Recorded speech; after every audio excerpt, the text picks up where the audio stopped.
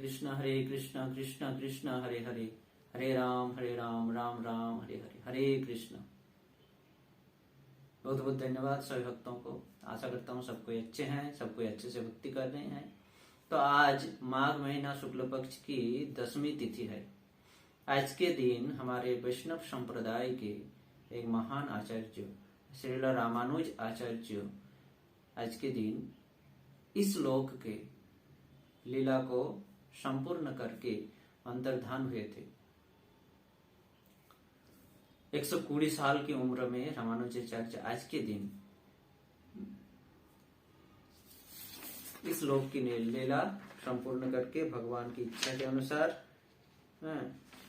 1137 ख्रीष्टाब्द 1137 ख्रीष्टाब्द में 120 साल की उम्र में यह लोक की लीला संपूर्ण करके परलोक यानी अंतर्धान लीला किए थे, भगवान के धाम में लौट के गए थे। तो आज हम लोग रामानुज आचार्य के संबंध में कुछ श्रवण करने के लिए उपस्थित हुए हैं। तो उसके पहले जो हम संप्रदाय, जिसको हम जानते हैं संप्रदाय हम कहते हैं, इस संप्रदाय के बारे में हम थोड़ा श्रवण करेंगे। संप्रदाय किसको कहा जाता है? संप्रदाय जिसके माध्यम से हमें ज्ञान प्राप्त होता है उसको संप्रदाय कहा जाता है। आजकल हमें बहुत सारे संप्रदाय दिखाई देता है, हम बहुत सारे संप्रदायों का नाम हमें सुनाई देता है। कुल संप्रदाय, अनुकुल संप्रदाय, विभिन्न प्रकार का संप्रदाय आजकल हमें दिखाई दे रहा है। विभिन्न प्रकार का संप्रदाय तैयार भी हो रहा है नया नया, और हम उससे प्रभावित होते हैं और हम उनको अपना जीवन समर्पित कर देते हैं। परंतु शास्त्र ये सब निषेध किए हैं। शास्त्र में गहरी रूप से शास्त्र इसको मना कर रहे हैं कि यथारूप संप्रदाय के बिना आप मंत्र ग्रहण मत कीजिए, इससे आपका सिद्धि लाभ नहीं हो सकता है, ऊपर से आपको दुख और नरक यंत्रणा भोगना पड़ता है। तो प्रमेय रत्नावली में संप्रदायों के संबंध में बहुत ही सुंदर से व्याख्या किए हैं।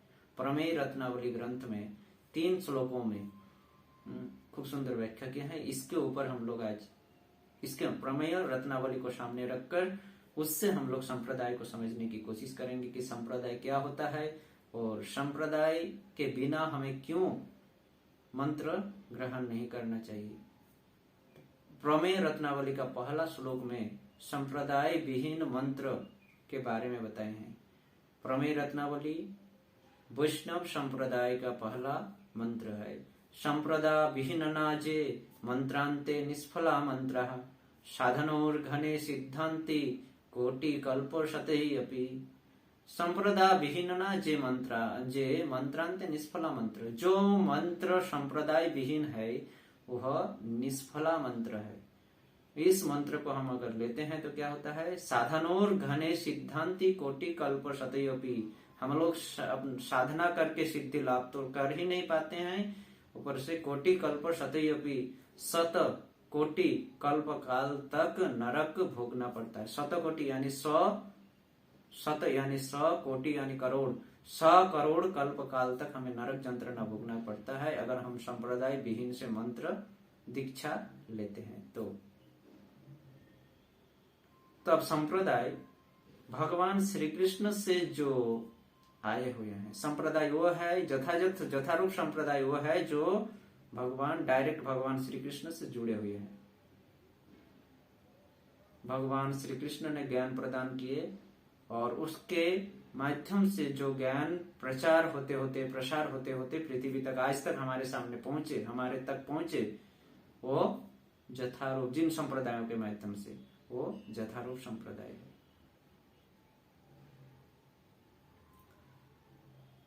तो इस यथारूप संप्रदाय के बिना अगर दूसरे संप्रदाय कुल अनुकूल कोई भी संप्रदाय को हम ग्रहण क्यों ना करें, उससे हमारा सिद्धि लाभ नहीं हो सकता है। उपरंतु 100 करोड़ 100 कोटि कल्प 100 करोड़ कल्प तक नरक यंत्रणा भोगना पड़ता है।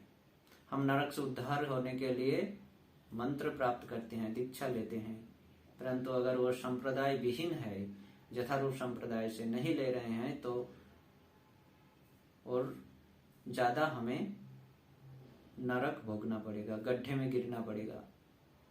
हम गड्ढे से उठने के लिए मंत्र लेते हैं, सहारा लेते हैं मंत्र का, दीक्षा का, लेकिन वो अगर प्रामाणिक नहीं है, वो अगर यथारूप नहीं है, तो हम गड्ढे से ऊपर नहीं उठ सकते हैं और ज्यादा करके गड्ढे में गिरने की संभावना रहती है। इसलिए कलियुग में,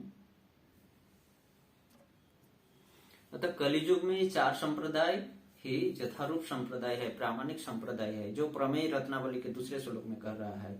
अतो कलो भविष्यन्ति चत्वार संप्रदायन श्री ब्रह्म रुद्र शनका वैष्णव स्थिति पावन। अतो कली भविष्यन्ति चत्वार संप्रदायन, अतः कलियुग, भविष्यत के कलियुग में 4 प्रकार का संप्रदाय आएगा। वह है श्री ब्रह्म रुद्र शनका वैष्णव स्थिति पावन, और श्री संप्रदाय, रुद्र संप्रदाय, शनक संप्रदाय, श्री संप्रदाय, ब्रह्म संप्रदाय, रुद्र संप्रदाय और शनक संप्रदाय या कुमार संप्रदाय। इन 4 संप्रदायों के माध्यम से भविष्य के कलियुग में वैष्णवा स्थिति पावन, वैष्णव धर्म की स्थिति होगी, वैष्णव धर्म का प्रचार प्रसार होगा। 4 संप्रदाय ही कलियुग के प्रामाणिक संप्रदाय है। श्री ब्रह्म रुद्र शनका या कुमार। श्री संप्रदाय यानी लक्ष्मी जी का संप्रदाय। भगवान श्री कृष्ण लक्ष्मी जी को ज्ञान प्रदान किए और वो ज्ञान लक्ष्मी जी के माध्यम से हमारे तक पहुंचे, ये श्री संप्रदाय हो गया। लक्ष्मी जी के थ्रू से जो ज्ञान आया। ब्रह्म संप्रदाय, भगवान श्री कृष्ण ब्रह्मा को ज्ञान प्रदान किए और ब्रह्मा जी के माध्यम से जो ज्ञान प्रचार होते होते हम तक पहुंचे, वे ब्रह्म संप्रदाय। भगवान श्री कृष्ण रुद्र शंकर को, शिव जी को ज्ञान प्रदान किए और वो ज्ञान उनके माध्यम से, शिव जी के माध्यम से, रुद्र के माध्यम से प्रचार होते होते हम तक पहुंचे, हुए आए रुद्र संप्रदाय। और भगवान ने सनक यानी ब्रह्मा के सनक सनत कुमार, चतुर कुमार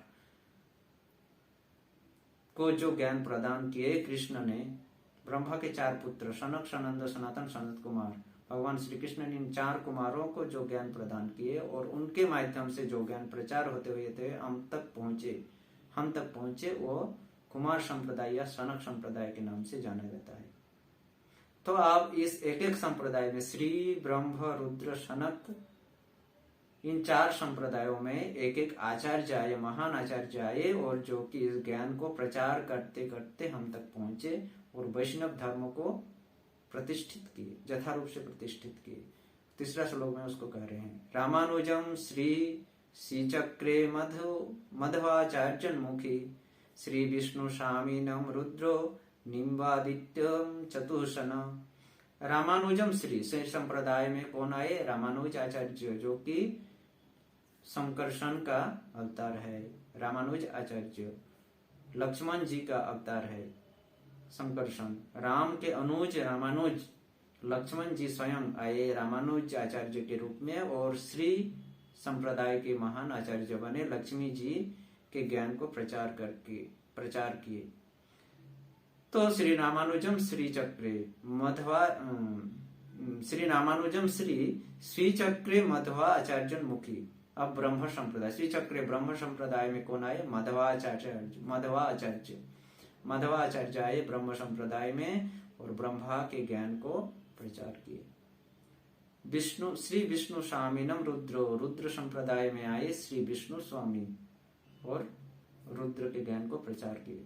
और निम्बादित्यम चतुसन या सनक कुमार या कुमार संप्रदाय या सनक संप्रदाय में, ये चतुसन संप्रदाय, सनक संप्रदाय या कुमार संप्रदाय, चतुसन के जो संप्रदाय थे सनक सनंद सनत कुमार के, उस संप्रदाय में आए निम्बादित्य और इनके कुमार संप्रदाय के ज्ञान को प्रचार किए।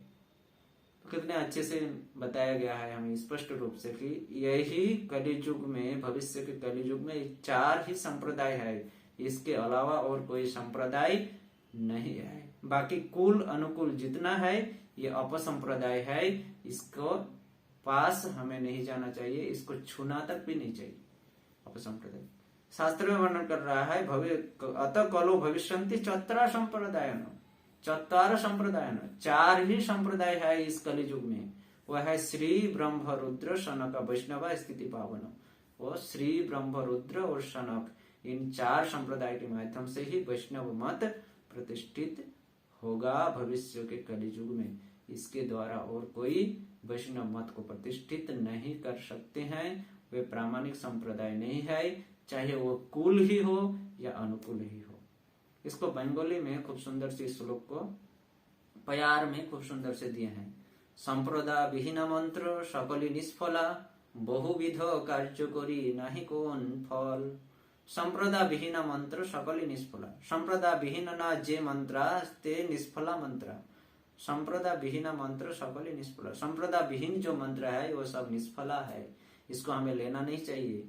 बहुविध कार्य करी नहीं कोनो फल। हम कितने भी कार्य क्यों न करें, साधन क्यों न करें, उससे हमें सिद्धि लाभ नहीं होता है। साधनोर घने सिद्धंति कोटि कल्प शतयपि। बहुविध कार्य करी नहीं कोनो फल। कितने भी हम कार्य क्यों न करें, धर्म कर्म क्रिया कर्म इत्यादि कितना भी करें, संप्रदा विहीन मंत्र अगर हो तो उससे कोई फल नहीं मिलता है। अतः संप्रदाय विहीन मंत्र को हमें ग्रहण नहीं करना चाहिए। संप्रदाय अपसंप्रदाय से हमें मंत्र ग्रहण अगर करते हैं तो वो निष्फल मंत्र है, इससे हमारा कार्य सिद्धि नहीं हो सकता है। अतएव श्री ब्रह्म रुद्र शनक कलिकाले 4 धर्मो विशेष हवे। अतएव कलियुग में 4 ही संप्रदाय विशेष रूप से धर्म को प्रचार करेंगे, वह है श्री ब्रह्म रुद्र और शनक। स्पष्ट रूप से कह रहे हैं, कलिकाल में धर्म को प्रचार करने के लिए, वैष्णव धर्म को प्रचार करने के लिए 4 ही संप्रदाय रहेंगे, वह है श्री ब्रह्म रुद्र और शनक। इसके अलावा कुल और अनुकूल किसी का नाम यहाँ नहीं लिया है। अगर कुल और अनुकूल संप्रदाय के अंतर्गत आता तो यहाँ शास्त्र क्यों नहीं उनका नाम लिया, यह हमें समझना पड़ेगा। इसलिए हमें शास्त्र पढ़ना चाहिए, शास्त्र सुनना चाहिए। बिना पढ़े बिना सुने हमें किसी को भी गुरु, किसी संप्रदाय को संप्रदाय मानकर उसे ग्रहण नहीं करना चाहिए। इससे हम गड्ढे से ऊपर नहीं उठ पाएंगे, हम गड्ढे में ही गिरेंगे। तो कलिकाल में 4 ही संप्रदाय बताए गए हैं। लक्ष्मी देवी रामानुजे प्रवर्तक करे। लक्ष्मी देवी ने रामानुज को प्रवर्तक बनाए, श्री संप्रदाय के प्रवर्तक बने रामानुजाचार्य। श्री यानी लक्ष्मी जी। लक्ष्मी देवी रामानुजे प्रवर्तक करे। लक्ष्मी जी ने रामानुज को प्रवर्तक करे, वो अपने संप्रदाय के, श्री संप्रदाय के। ब्रह्मा माधवाचार्य विष्णु स्वामी के संग करे, और ब्रह्मा जी ने माधवाचार्य को प्रवर्तक बनाए ब्रह्मा के ज्ञान को प्रचार करने के लिए, और विष्णु स्वामी के संग करे। शंकर जी ने शंकर के ज्ञान को प्रचार करने के लिए विष्णु स्वामी को प्रवर्तक बनाया। रुद्र संप्रदाय का प्रवर्तक बने विष्णु स्वामी। चतुसन सनक जे निम्बादित्य से। चतुसन और सनक ने, चतुसन यानी सनक संप्रदाय या कुमार संप्रदाय ने निम्बादित्य को प्रवर्तक बनाए, और निम्बादित्य के माध्यम से कुमार संप्रदाय का ज्ञान प्रचार हुआ। संप्रदाय प्रवर्तक कोरिलेव। इस प्रकार से 4 संप्रदाय में 4 प्रवर्तक बनाए, और इस प्रकार से इन संप्रदाय के आचार्यों के माध्यम से, प्रवर्तकों के माध्यम से ज्ञान, वैष्णव ज्ञान प्रचार प्रसार हुआ। और इस प्रकार से प्रचार होते होते आज तक हम हमारे पास पहुंचे हैं। तो हमारा भी कर्तव्य है इसको शास्त्र से जानकर बूझकर संप्रदाय में युक्त होना। इन 4 संप्रदाय के अलावा अगर किसी संप्रदाय को संप्रदाय मानकर हम अगर ग्रहण करते हैं, मंत्र लेते हैं, तो वो निष्फला मंत्र है, उससे कोई फल प्राप्त नहीं होता है। मतलब ये 4 ही संप्रदाय कलियुग में है। जी 4 में से किसी एक संप्रदाय में हमें, 4 संप्रदायों में से कोई एक संप्रदाय को हमें ग्रहण करना चाहिए, और उनके मत के अनुसार अपना जीवन निर्वाह करना चाहिए, अपना साधन करना चाहिए उन्हीं के मतों के अनुसार। तभी हम साधन में सिद्धि लाभ करेंगे और नरक जाने से बचेंगे। जन्म मृत्यु के चक्कर से हम बच पाएंगे। नहीं तो इसके अलावा कुल अनुकूल का अगर आश्रय ग्रहण करेंगे तो हमको हमारा कोई कुल भी नहीं रहेगा और अनुकूल भी नहीं रहेगा। इधर का भी जाएगा, उधर का भी जाएगा। इसलिए कुल अनुकूल को छोड़कर यथारूप शास्त्र के अनुसार यथारूप संप्रदाय को ग्रहण करके हमें उनके मत के अनुसार जीवन अतिवाहित करना चाहिए। पारमार्थिक उन्नति तभी हम कर सकते हैं। तो इसलिए श्री ब्रह्मा रुद्र और सनक यही 4 संप्रदाय है, जिसमें श्री संप्रदाय में रामानुज आए, ब्रह्म संप्रदाय में ब्रह्माचार्य माधवाचार्य आए, और रुद्र संप्रदाय में विष्णु स्वामी, और सनक या कुमार संप्रदाय में निम्बादित्य आकर वैष्णव धर्म को प्रतिष्ठित किए, प्रचार किए। तो यही संप्रदाय प्रामाणिक संप्रदाय है। इन्हीं संप्रदायों का हमें आश्रय ग्रहण करना चाहिए। तो इन 4 संप्रदायों में से जो लक्ष्मी देवी श्री संप्रदाय है, उन्हीं के महान आचार्य महान प्रवर्तक थे रामानुजाचार्य, जिन्होंने आज के दिन 1137 ख्रीष्टाब्द यानी 1137 ख्रीष्टाब्द में माघ महीना की शुक्ल पक्ष की 10वीं तिथि यानी आज के दिन 120 साल की उम्र में अंतर्धान लीला किए थे। वैष्णव धर्म को प्रचार करके भगवान की इच्छा के अनुसार वो स्वधाम लौट कर गए थे, निजी धाम स्वधाम लौट कर गए। तो आज उनका शुभ तिरोभाव तिथि है। आज हमें उनकी स्मरण करना चाहिए, उन्हें प्रार्थना करना चाहिए। श्री रामानुजाचार्य को, जो राम के अनुज संकर्षण के अवतार थे, प्रार्थना करना चाहिए कि हमें भक्ति प्रदान करें, ज्ञान प्रदान करें और हमें पारमार्थिक उन्नति की ओर ले चले। तो इस प्रकार से रामानुजाचार्य के इस बारे में हम लोग उनकी कुछ लीलाओं को, बहुत ही सुंदर सुंदर लीलाएं हैं रामानुजाचार्य की, उनमें से 1-2 लीलाओं को हम लोग श्रवण करने की कोशिश करेंगे आगे की वीडियो में। तो इस संप्रदाय के बारे में जो व्याख्या प्रमेय रत्नावली में है, इस व्याख्या को यहीं पर हम विराम देते हैं। तो हमें इस स्पष्ट हो गया इससे कि कौन सा संप्रदाय प्रामाणिक संप्रदाय है और कौन से संप्रदाय को हमें ग्रहण करना चाहिए, तभी हम पारमार्थिक उन्नति लाभ कर सकते हैं, साधन में सिद्धि लाभ कर सकते हैं। तो इस प्रकार से जानकर बुझकर संप्रदाय ग्रहण करके सब अपने जीवन को अतिवाहित कीजिए, पारमार्थिक उन्नति की चेष्टा कीजिए। हरे कृष्ण कृष्ण कृष्ण हरे हरे, हरे राम राम राम हरे हरे। हरे कृष्ण। बहुत बहुत धन्यवाद।